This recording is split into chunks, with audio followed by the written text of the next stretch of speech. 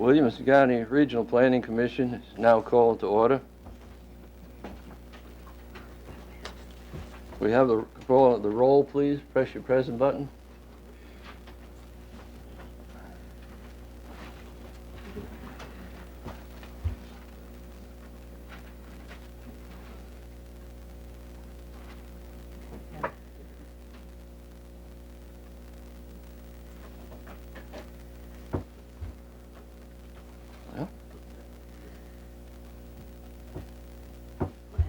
Finally.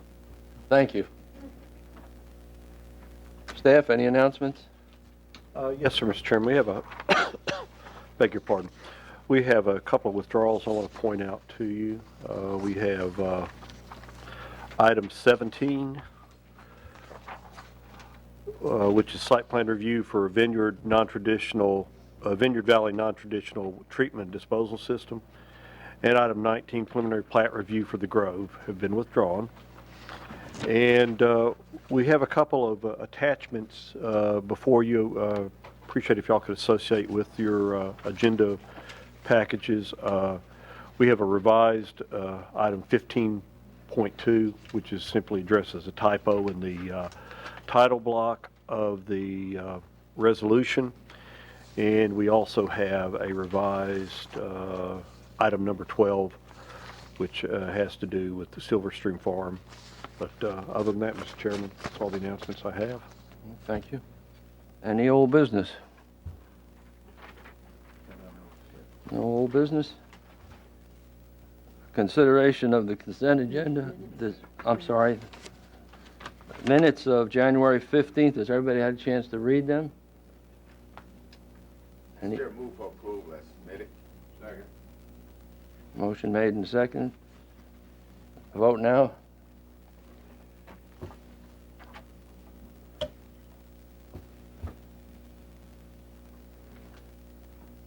Thank you. Staff?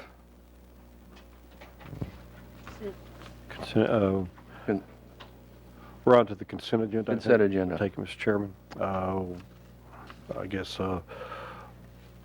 we can take these on as a whole unless any of the commissioners have one they'd like to hear for consider for separate discussion.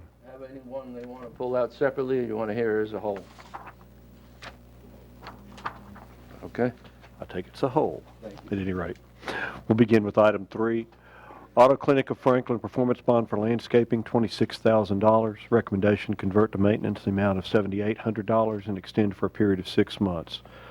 Item 4, Bell Chase, Section 2, maintenance bond for roads, drainage, and erosion control, $66,000. Recommendation, this bond will be reviewed at the March 2015 meeting.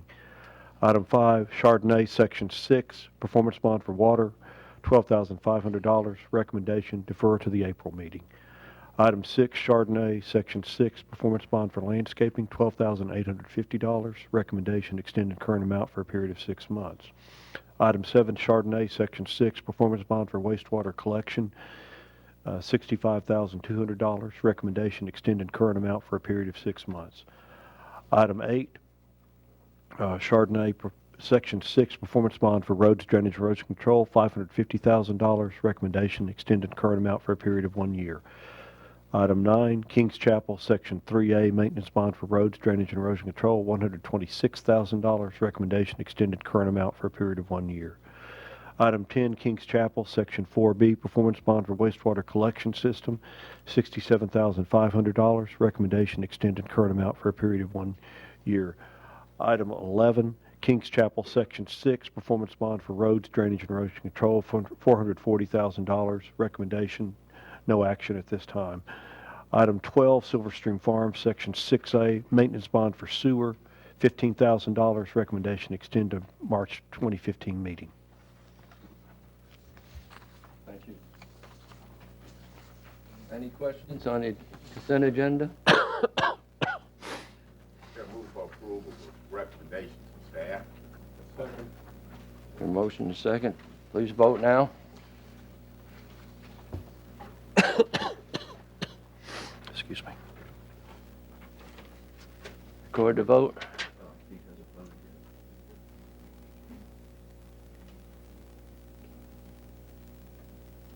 Thank you. Next will be the public hearing. Our agenda, the way we handle our public hearing is the staff will make a report. It'll then be opened up to the public. Anyone who has anything to say, please come to the podium. Give us your name and address for the records. The first one is item 13, amendment to section 3 of the subdivision regulations regarding vesting. Staff? Thank you. In its last session, the General Assembly passed Public Chapter 686, the Vested Property Rights Act of 2014. Prior to the adoption of these statutory amendments, vested property rights were mainly a product of the common law, with courts determining whether a property owner had taken sufficient steps in order to be considered vested in going forward with a building or development pursuant to the rules, ordinances, and regulations in effect when the building or development was approved. The General Assembly determined that creating a vested property which outlined when a building or development is vested was appropriate to strike a balance between private expectations and public interests while protecting the public health, safety, and welfare.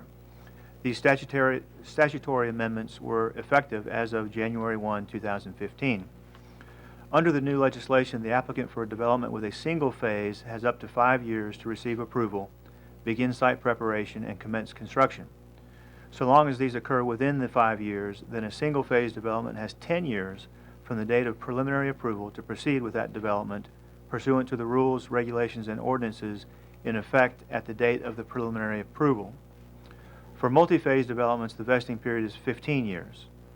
As a result of the vested status, zoning changes, amendments to road standards, subdivision regulation amendments, landscaping standards, etc., will not be applicable to the vested development unless the developer alters the plans in a way that would cause it to lose its vested status or violates its approval. What rises to the level of an amendment or violation is addressed in the statute as well. Because the subdivision regulations currently prescribe how long various approvals are effective before expiration, it is necessary to amend the subdivision regulations to reflect these new extensive vesting periods. Since the statute is so complex, rather than attempt to regurgitate it verbatim in the subdivision regulations, the amendment outlines the steps necessary to gain vested status, but refers to the Tennessee Code annotated for the remaining standards. A copy of the Tennessee Code annotated, section 13.3 Fort 13, is attached. Currently, Planning Commission approval of an overall master plan is required for conservation subdivisions, while an overall master plan for traditional subdivisions is simply reviewed by the Planning Commission with no formal action required. Because the vesting statute applies uniformly to all types of development, it is important to establish one consistent approval procedure that applies to all subdivision types. Therefore, this amendment will establish the requirement for Planning Commission approval of an overall master plan for traditional subdivisions. Finally, this master plan, which is the first stage of the subdivision review process, has at various times been referred to as a site plan, a sketch plan, and a concept plan. In order to have a consistent nomenclature among all subdivision types and between the zoning ordinance and subdivision regulations, this amendment replaces the term sketch plan with concept plan. The proposed changes are shown in red on attachment 13.1, and staff recommends approval of the amendment. Thank you. Any questions? Oh, it's public hearing. I'm sorry. I'm messing up like bad tonight. Okay. Anybody that has, from the public that has anything to say on this, please come to the podium now. Seeing no one, I'll close the public hearing at this time and go to the commission for any questions. Question I have on that is, this 15 years, this is a long time out, and I know we're kind of locked in, but what happens to the, where the city annexes or takes over? In other words, the ones in the growth boundary, are they still locked into the same one, or when the city takes over, does that make this null and void? Mr. Williamson may have a different opinion, but it seems to me that the vested status would remain with the property regardless of whose jurisdiction it is in. I think that's probably what will happen. Frankly, it's not addressed in the statute, as are a couple of things that I've been happy to highlight to the drafters. But generally, when a city takes over development, mid-development during an annexation process, they take it subject to what the county has already approved. And so I would venture to guess that the city attorney would likely view that vesting term to continue under the city's ownership of the development. Okay, thank you. The, one other question, okay, is how about when, since it's out so far, if it's, has for a septic system, it's approved for a septic system or for an alternative system, and then the city comes in with the sewer system, how would that affect it? In that instance, they would likely have to revise an overall site plan or a plat or whatever to reflect the removal of the either septic system or decentralized system, and that amendment may rise to the level under the statute that because the city would have to reapprove it, and so that amendment itself may rise to the level of where that development would lose its vested status, but it may not, and that would be the call of the local government that's in charge of the development at that time. Okay, thank you. Commissioner Mosley? How would this affect most of section subdivision like Simple Hills that took 15, 20, 25 years to get it through? Would their last phase still be under the 74 regulations? I think these vesting standards only apply to developments that were approved or are approved after January 1, 2015. Is that? Oh, if it did come up again. My reading of you know the specificity of Temple Hills is they via court order have already got that privilege back 20 some odd years ago, 20 plus prior to my being here. So same theory, but probably a different set of facts.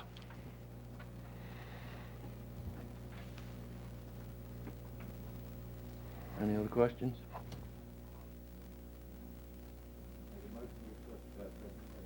Second. I have a motion and a second. Please vote now.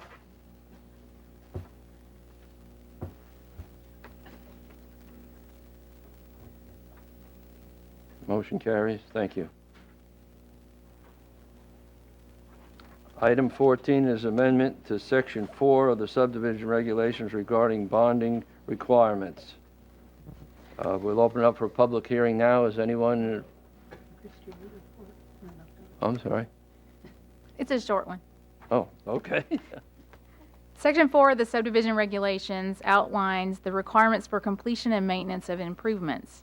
This section addresses the length of performance and maintenance periods, what surety is accepted to ensure completion of improvements, and how to draw on a surety in the event of default. Following adoption of the 2013 zoning ordinance, the county attorney and staff reviewed the current Section 4 in relation to the new provisions of the zoning ordinance. This proposed Section 4 creates consistency between how assurances are addressed in the zoning ordinance and the subdivision regulations.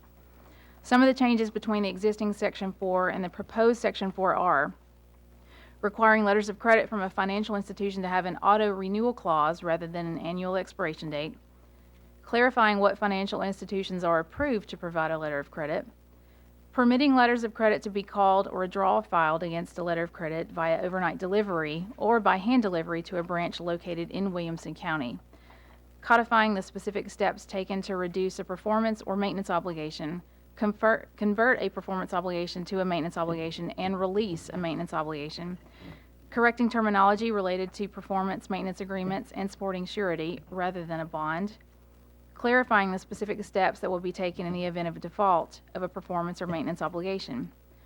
The proposed revised Section 4 has been reviewed and approved by staff and the county attorney. Staff recommends that the proposed Section 4 be approved and adopted in its entirety, replace the current Section 4, and become effective immediately. Thank you. Now we'll open up for the public hearing. I'm sure after that everybody will run to the podium. Public hearing is now open. Anyone have anything to say on this? Seeing none, we'll close the public hearing and go to the commission. Any questions? Chair, move for approval with staff recommendations. We have a motion and second. Please prepare to vote, and vote now.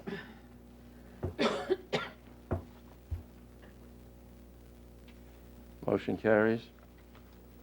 Item 15, amendment to Article 17, Section 17.03A of the Williamson County zoning ordinance regarding private easements. Staff? On May 14, 2012, the Board of County Commissioners adopted the update to the zoning ordinance and official zoning map and established an effective date of January 1, 2013. While administering the zoning ordinance, staff noted some ambiguity in the number of lots permitted to be developed on a single 50-foot wide private easement.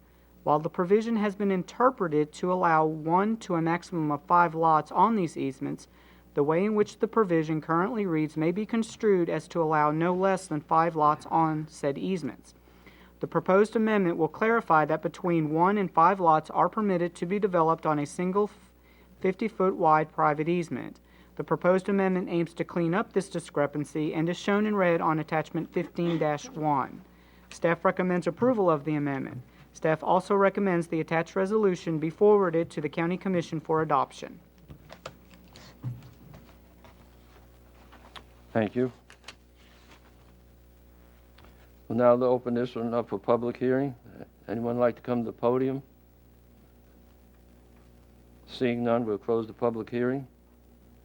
Go to the commission for any questions.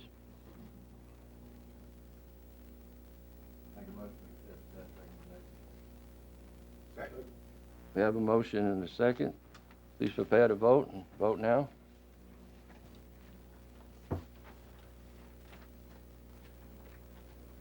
Motion carries.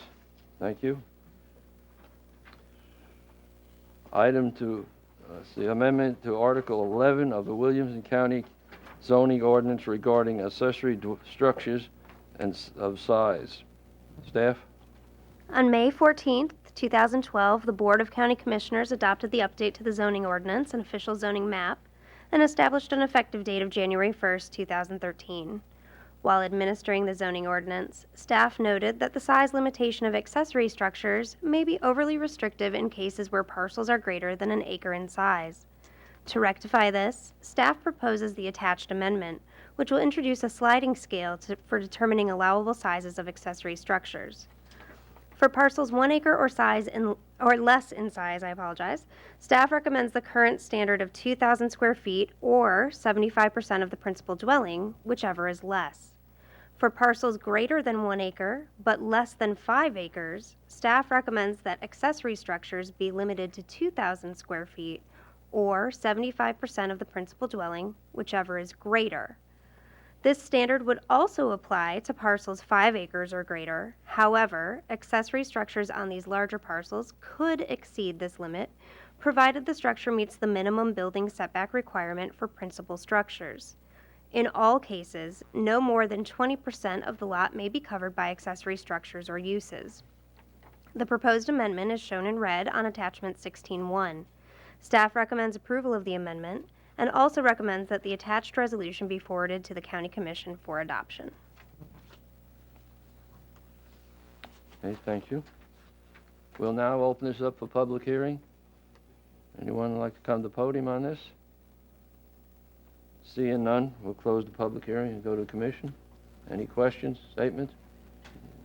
Mosley? What is an accessory structure?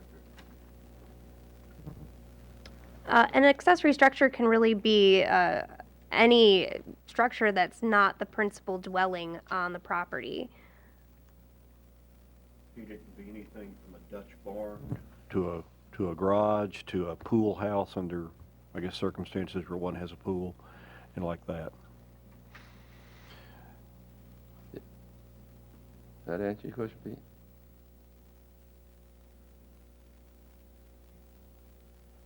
Question I have on it is if you have 2 acres of land, why would they come for accessory dwelling in a situation like that rather than a second principal dwelling if they met the requirements? I'm not certain I understand the question. With the accessory dwelling or an accessory structure? If you were in the 1 acre zoning And would they come for an accessory dwelling on 2 acres, or would they have to come with 2 principal dwellings? It would depend on if they met the standards for an additional principal dwelling. If they did, they could pursue that. If not, they could pursue the accessory dwelling as well. So they could go either or? If they met the standards for both, yes. I think what we have to focus on, accessory dwellings, which, you know, a second principal, a granny flat, what have you, are subject to one set of standards, where accessory structures are generally unoccupied. Oh, You know, okay. so that's, I think that's the distinction. Yeah, okay, thank you. Any other questions? Do we have a motion?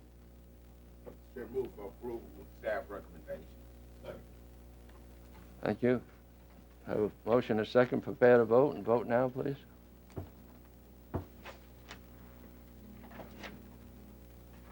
Motion carries, thank you. Item 17 was withdrawn.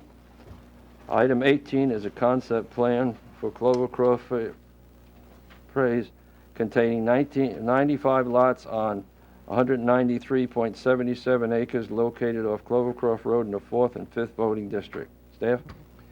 The applicant is requesting concept plan review for this 95-lot conservation subdivision in the Rural Development 1 zoning district. The review of a concept plan, previously referred to as a sketch plan, is the first stage in the development approval process. Because this is a conservation subdivision, this request does require action by this body. The site in question totals approximately 193 acres in size and is located on the south side of Clovercroft Road, immediately east of the Belchase subdivision.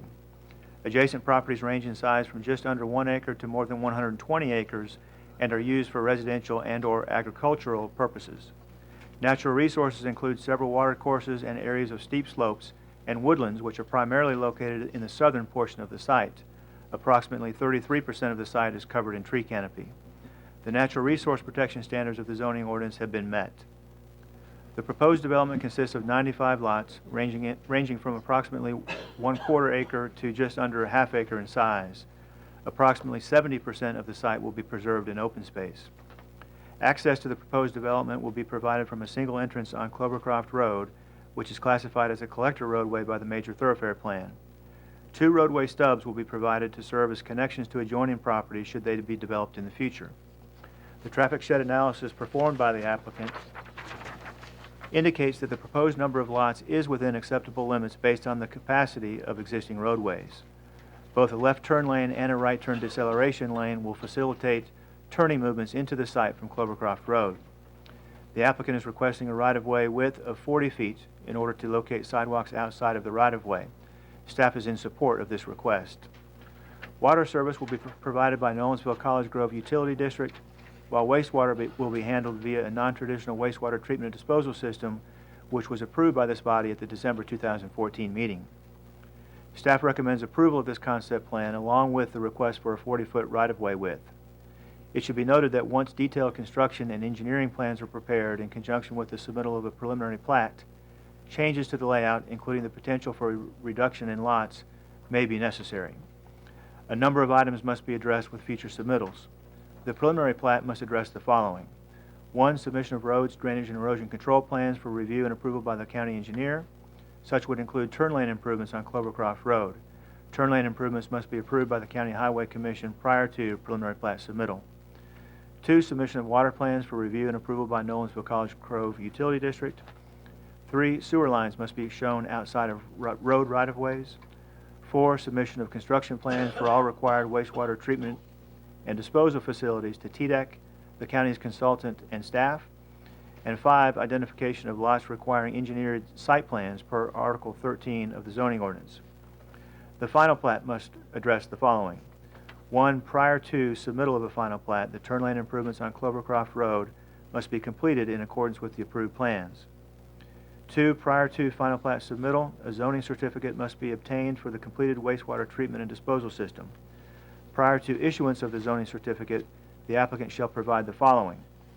A letter from TDEC indicating that the non-traditional wastewater treatment and disposal system was installed and is functioning.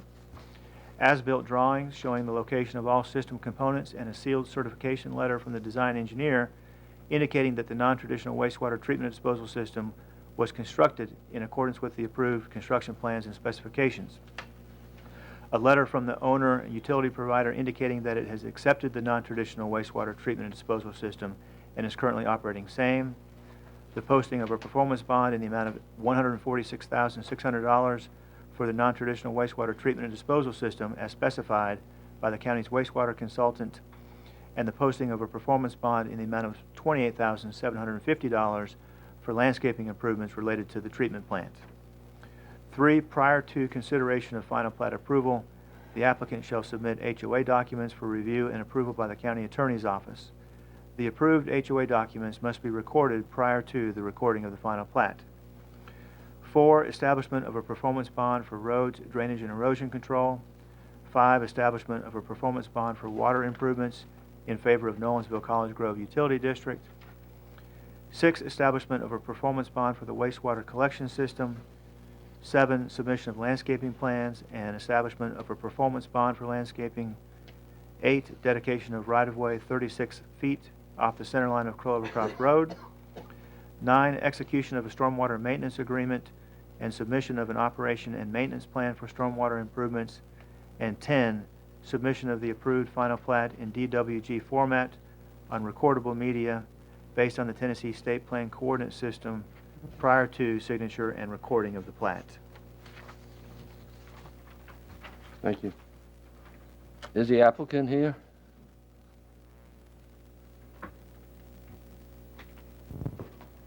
Yes, sir. I'm you. the engineer representing this project, Jamie Reed from SEC.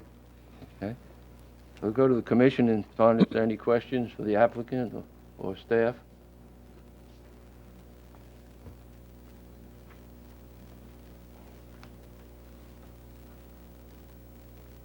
Pete, Ms. Mosley? Yeah. I'd like to do a little preaching. I'm bad about that. I'm 3 or 4 months shy, I've been on this thing 40 years. And in the last 4 or 5 years, there's been less planning done on this commission that's been done in any 5-year period since I've been on it. We keep adding roads, we keep doing things, we don't do any road improvement. I have no problem with anybody developing their farm or their land, but they should share the cost of roadway improvement.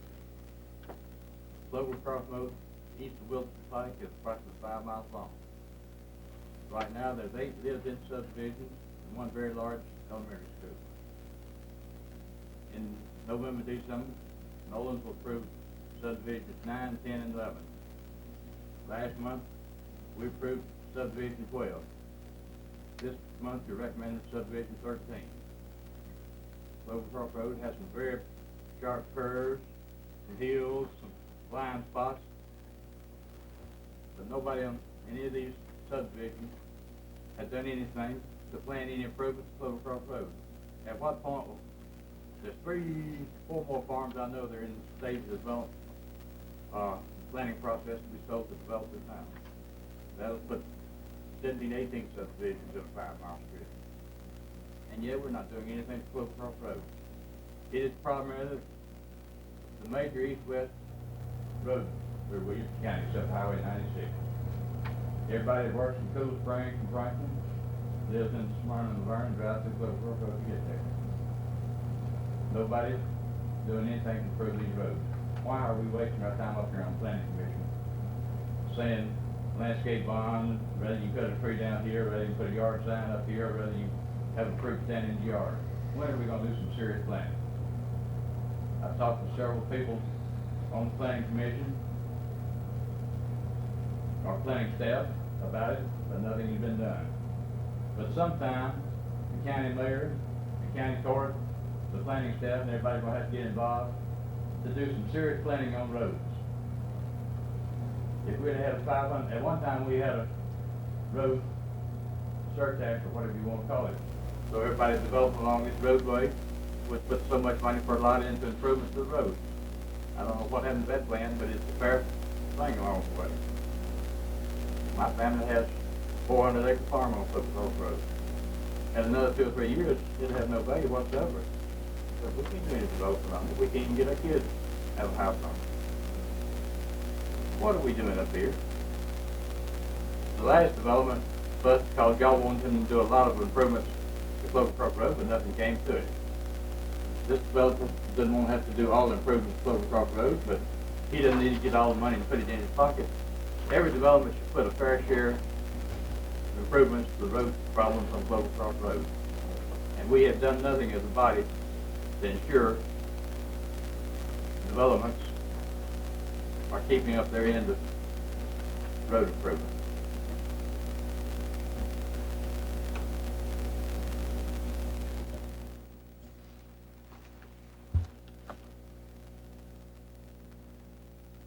Had it be?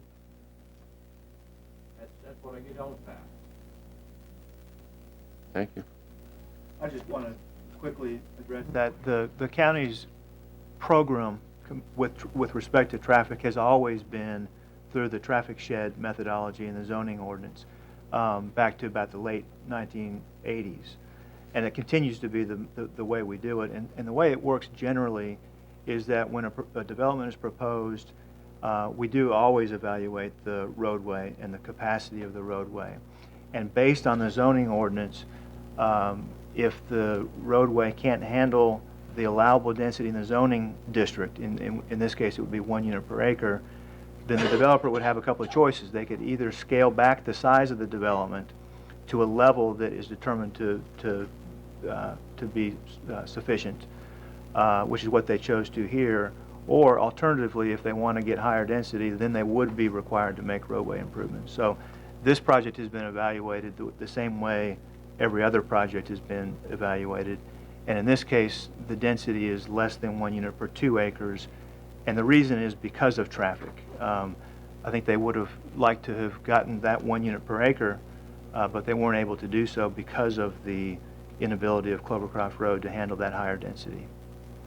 I do understand the point, and we're concerned about traffic generally too, and on Clovercroft Road in particular, but that's the way the program's always been set up through our zoning ordinance. Thank you. Any other comments?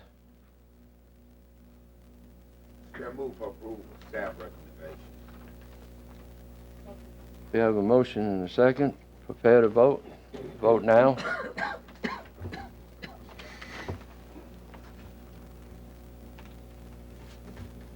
Motion carries. Thank you.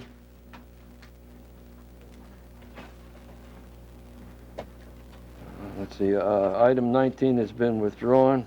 Item 20 is final plat review for Mystic Meadows Farm, large lot easement subdivision containing 3 lots on 15.03 acres located off a long lane in the 4th voting district. Staff? Thank you, Mr. Chairman. The final plat for this large lot easement subdivision was approved by this body at the November 2014 meeting. However, the plat was not recorded and has since expired. The applicant is requesting reapproval of the plat, which is identical in layout to that which was previously approved.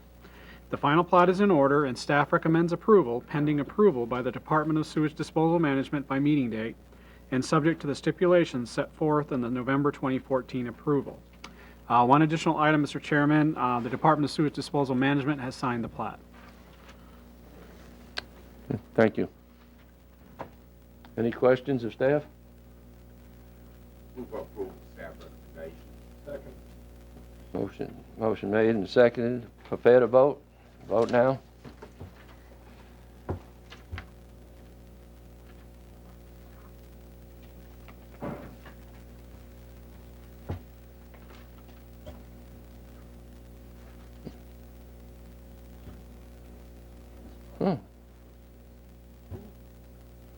Finally.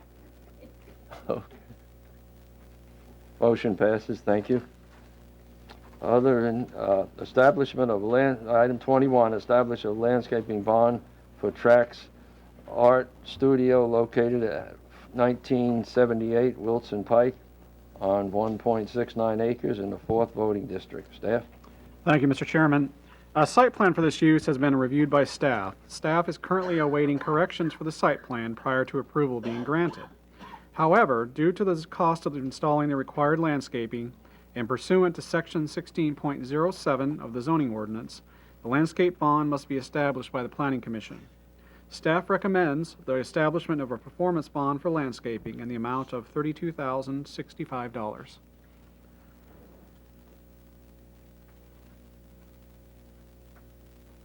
Thank you. Any questions of staff? Chair, move for approval of staff recommendation. I have a motion and a second. Please prepare to vote.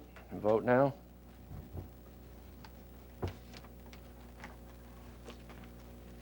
Motion carries. Any other business for the commission? I have a motion to adjourn.